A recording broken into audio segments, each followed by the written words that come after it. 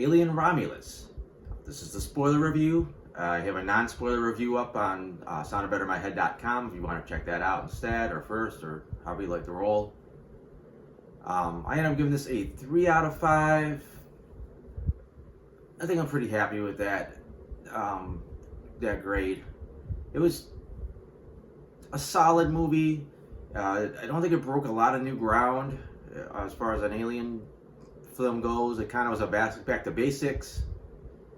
I think there was straddling that line between a little bit of fan service and logical callbacks to some previous alien stuff.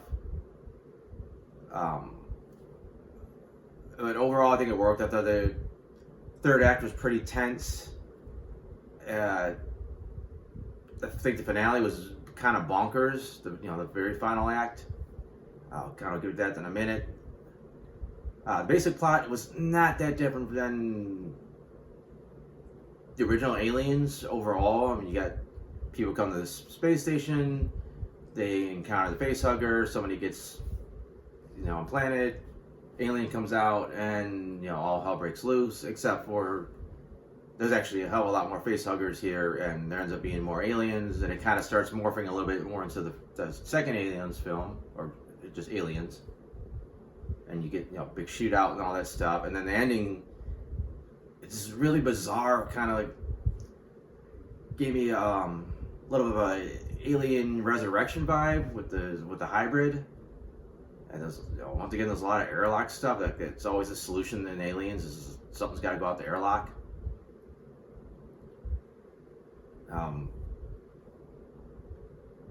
Characters were mostly forgettable. I mean, obviously your lead was strong enough with Rain. Andy was interesting. He's kind of an oddball synthetic, and then he gets an upgrade, becomes basically a new character for a good chunk of the film. So I thought that was an interesting twist. Like I said, the callback stuff. Obviously, this film takes place after the first Alien, and it starts off with them finding, what they think is the corpse of the alien from the first film, which is not very clear. That doesn't really get explained too well till later in the film. Whatever reason, apparently this thing can make a cocoon or something of itself for like its own safety, and then they freed it and whatever. Don't know exactly how they worked, what they did with the experiments. Like, usually you need a queen to lay eggs, and it gives you face huggers. Here somehow they end up with a whole bunch of face huggers. I don't know what technique they use. I guess it doesn't really matter. The alien lifestyle is obviously, life cycle is a little bit inconsistent throughout the films. Beginning was a little so-so, like a little slow. Like I said, none of the characters really stood out to me. They're just either kind of decent or kind of douchebags. It's like, whatever. Once the shit hits the fan, it starts to hit it pretty quick. There's a lot of really dumb decisions. I know the film has this pretty consistently, but some exceptionally dumb decisions. A little bit early on, like later on, jumping ahead a bit, like the pregnant girl injecting herself with this mystery solution. This seemed completely unnecessary. Like, all she had to do was get to the ship and jump in the cryostasis thing, and she should have been all right. But instead, she barely didn't even hear them say that this thing could potentially save her life. Because it seemed like she was kind of out of it. So it was this. I don't know. I think she was doing it for the baby's sake. Like, I got to stay alive for the baby, but it wasn't. It's like didn't really hit the point home. So it's just like where she was desperate enough to try this, supposed cure. I feel like I'm starting to jump around a little bit. Of course, the big, most controversial thing about the movie is the return of Ash, although now he's a character named Rook. Just like the first time film, you got him discombobulated, and he's answering some questions for the characters by being kind of plugged back in or whatever. They end up using the likeness, and the voice of the original actor from the first Alien, who's passed away. I thought the CG here was a little bit jarring. It just looked a little bit off, or whatever technique that they used. The voice they had it intentionally distorted, which is what they did in the first film when he was damaged. So that was a little bit consistent. I didn't have a big problem with the scene. I wasn't like, oh, I can't believe they reused this dead guy's face. I just didn't think it looked that great. I didn't think it was that necessary to do it. Just like I didn't think it was that necessary to have the film jump off from the original Alien. Like, I think you could have found another workaround. I mean, this film almost could have took place at any point in time, to be honest. It was fine. Like, plus there's another film that they made a big fuss about. Like, we didn't use any CG. This is all practical. That's pretty obvious right away that there was visual effects. Maybe a lot of the alien stuff was more practical this time, but obviously the planet and the rings are CG. I'm almost 100% sure that the face replacement on Ash, aka Rook, was CG. So, and overall the effects look decent. I think that was the most wonkiest one. I thought the aliens usually look pretty good. All the facehuggers crawling around look pretty crazy. That looked pretty creepy. Like I said, the space stuff looked good. I didn't care for the design of the hybrid, but I thought it looked solid, decent enough. It was a weird mix because it was almost like a correct mix. Instead of looking like a human xenomorph hybrid, it looked more like an engineer xenomorph hybrid. And I said, I'll get back to that ending in a little bit. I want to make sure I cover the rest of the film before I delve into that part. Like I said, there was a lot of other callbacks. They doing the "stay away from her, you bitch" line from this second Alien. There wasn't too much stuff that I really caught from Alien 3. It was interesting that they tied in stuff from at least Prometheus, theoretically also Covenant, with the black goop. That may even cause us the Prometheus strain. So it's the first time we're seeing those prequels being like integrated back into the main franchise again. In a way, it's almost like a follow-up, to all that. Like, it's like he went back, he did the prequels, and then now they're reincorporating that new knowledge into, the franchise again.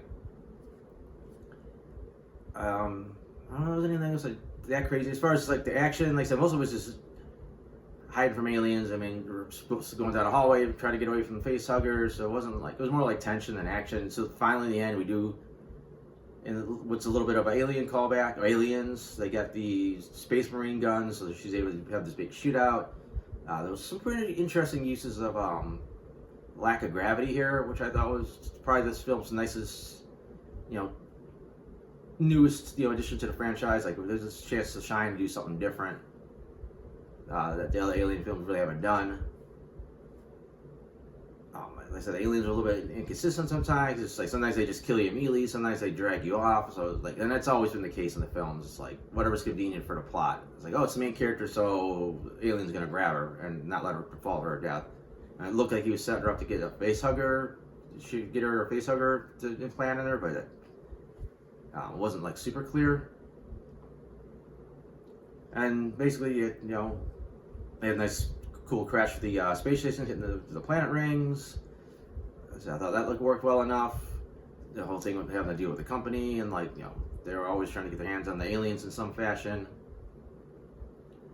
I think there was a little bit of, you knew certain things couldn't happen a certain way because looking at the later films, okay, we know they never got, as far as we know, the companies never got their hands on this goop again, and they never able to create these superhumans or any other type of hybrids because they were so obsessed with finding the regular aliens again after this, because the next movie in sequence would be Aliens. So anyways, this film looks like it wraps up. Everyone's going to get in their hyper chambers and go on their merry way, and then we get another ending, basically. And I think what hurt it is that it went so fast. It's like she comes out of she's already having problems inside this stasis tube. They let the pregnant girl out. She quickly gives birth to this pod. And then that almost immediately opens up the baby inside, and that falls off. Then quickly after that, it's like an adult. And it's like even the normal xenomorphs don't move, go that fast, and they usually have a molting stage. So it's just weird how fast it was going down. You didn't have really time to let most of it sink in. It's just oh, okay, the thing's born. Now it's now it's an adult already, and it's crawling around in the background. Again, I don't know what its instincts were. It seemed to suck the life out of its mothers, but it's I don't know. I mean, as I said, the alien mindset has always been a mystery, so I don't know what it was doing. It's fine, I guess. It's just scary. And again, we do an version of the airlock, throw the thing out into space, call it a day, and then we get the typical ending, basically another voiceover like the very first film that she goes into hypersleep, and we don't know what happens after that. I'd be interested to see where her story goes, but then it turns into this. It's going to turn into this whole weird Prometheus thing again, where you got this goop and it's going to do all kinds of wacky stuff and like mutations and stuff. That's the biggest thing that the prequels brought into this. It's all about mutating. We do this, and now it's a different life form, and it's not quite an alien yet. It's like I don't know how much more of that I want to see. I think that's about it. I don't know. There wasn't a ton about the movie. It was enjoyable enough. It wasn't that original. It felt like a lot of stuff you had seen before in an alien film. It had a couple newer things that I threw in there, like I said, especially with the whatever, there was no gravity. The leads were likable enough, but the rest of the crew was, pretty forgettable. The alien stuff was fine. Like I said, you had a decent mixture of like, holy shit, there's a lot of them, to like, try to be stalked and get, you got the tension ramping up, and then something's gonna blow up. You got that, taking clock working against you, and then, kind of an oddball ending. I think the ending kind of, maybe the people loved the ending. Some people were like, that was the greatest ending. That made the film. To me, it was so kind of out there, kind of like, I don't want to say necessarily knock the film down, because at that point I was kind of ready for it to end. I was like, all right, I'm ready for it to end. So let's just, one way, I know I complained that it was happened too fast, but another way, I'm kind of glad it happened so fast. I was like, oh, this is just weird. Let's just kind of get out of this and end this film. But that's about it. Like I said, I got a non-spoiler version of this review. I got other movie reviews. I got TV reviews. I got my comic strips. Those are all at soundedbetterinmyhead.com, so if you want to check those out, that's awesome. Other than that, thanks for watching.